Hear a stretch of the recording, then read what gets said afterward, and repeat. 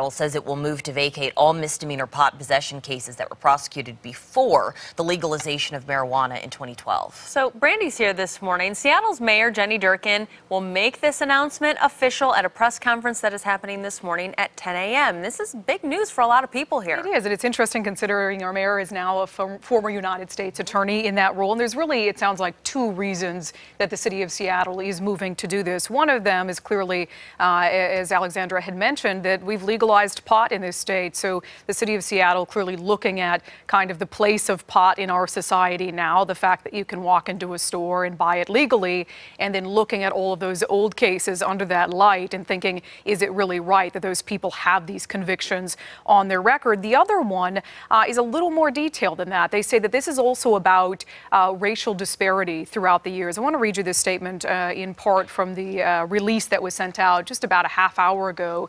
The mayor's office saying the decision helps to bring restorative justice for the communities who have been disproportionately targeted by the criminal justice system and further the city's commitment to eliminate racial disparities. So they say they have some numbers to back that up. According to the Drug Policy Alliance, this would be there's about 240,000 arrests for misdemeanor pot possession from 1986 to 2010.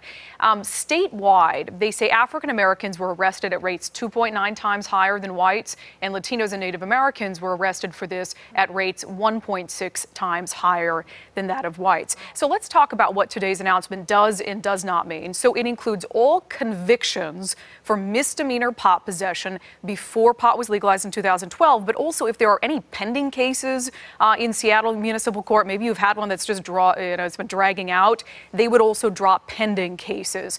What does this not mean? This does not include felonies. This does not include distribution of marijuana, sale of marijuana. If you had a case that was heard in King County Court, it was a felony, and that's not included in the decision that the city of Seattle is making. Again, that official announcement coming at 10 a.m. this morning. Is this surprising? Do you think this is a surprising decision by the mayor?